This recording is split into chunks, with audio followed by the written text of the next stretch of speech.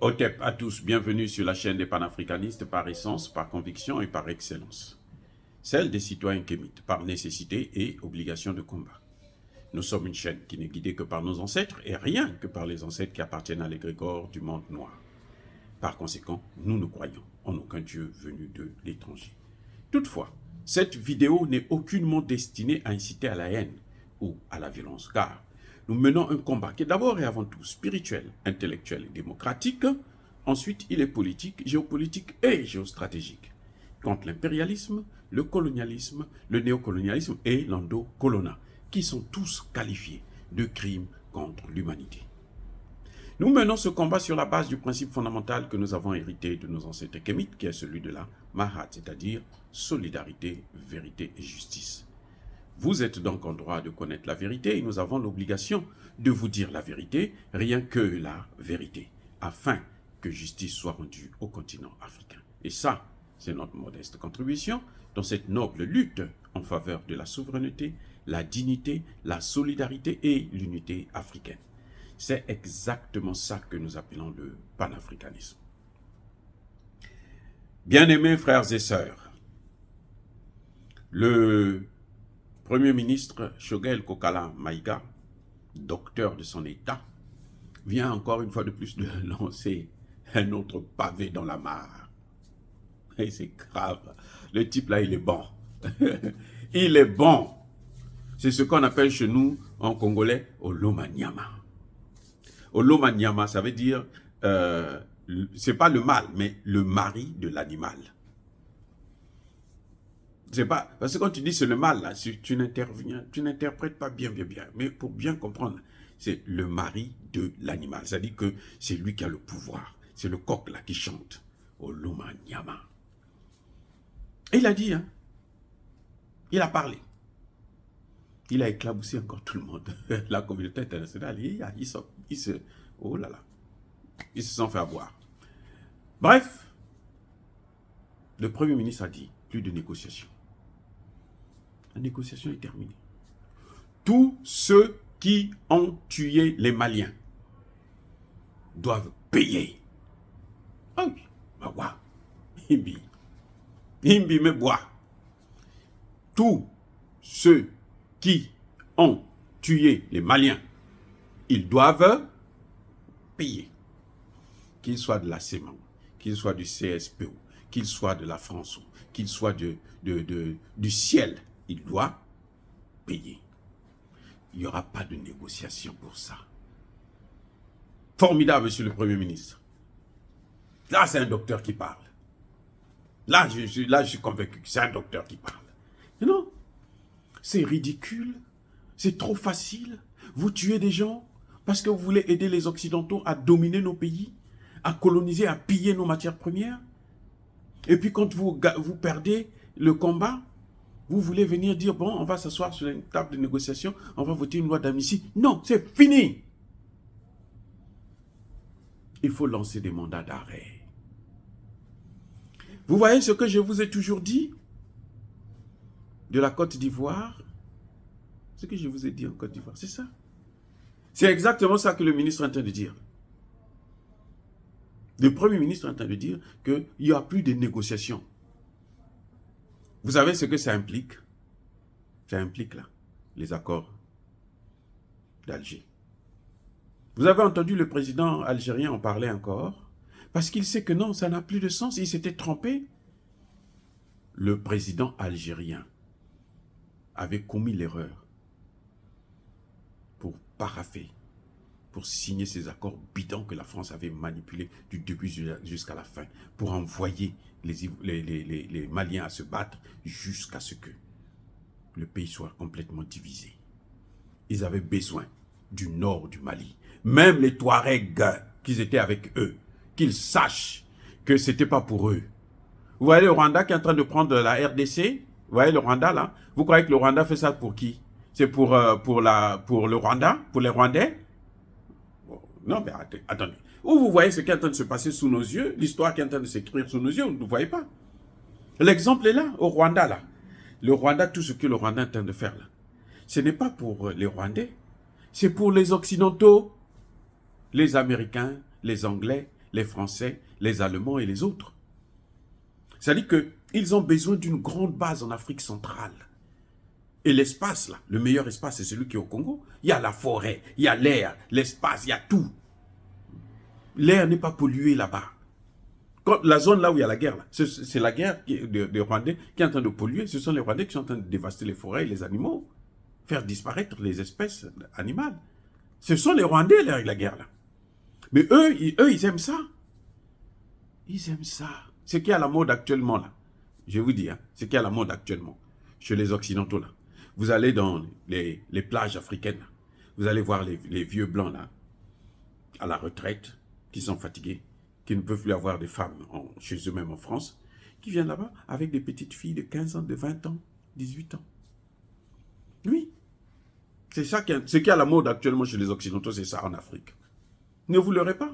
Donc, quand le Rwanda, on lui demande d'aller faire la guerre, c'est pas pour rien.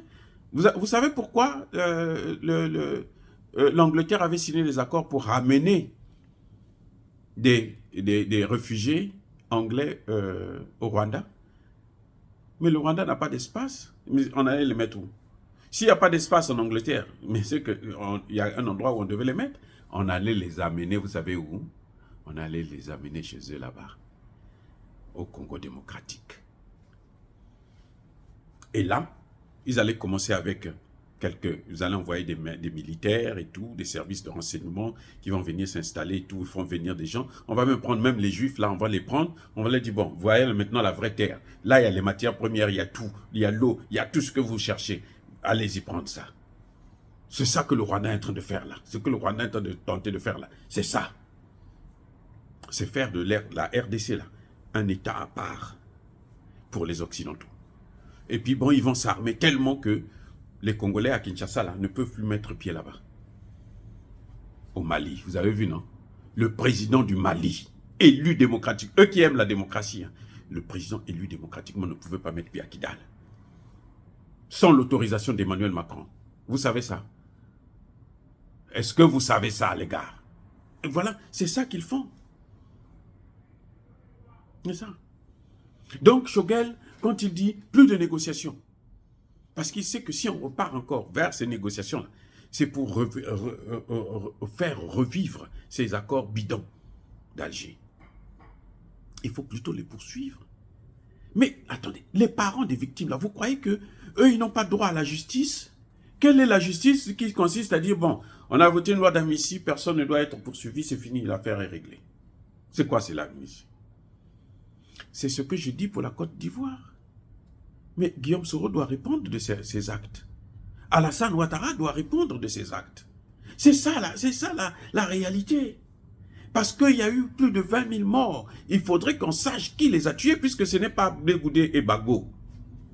Donc, c'est qui? Ça ne peut être que du côté des rebelles. Et le chef de la rébellion, c'était qui? C'est Guillaume Soro. Donc, même Alassane Ouattara, là, il peut se cacher derrière la responsabilité de Guillaume Soro, puisque Guillaume Soro a pris la paternité. C'est moi qui ai pris des armes. J'ai pris des armes. Mais les vidéos, ça se déchaîne là.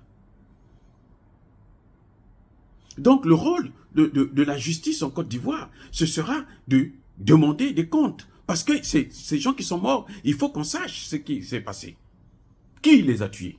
Si ce n'est pas le côté de Gbagbo, ça doit être l'autre côté, mais il faut qu'ils répondent à leurs actes.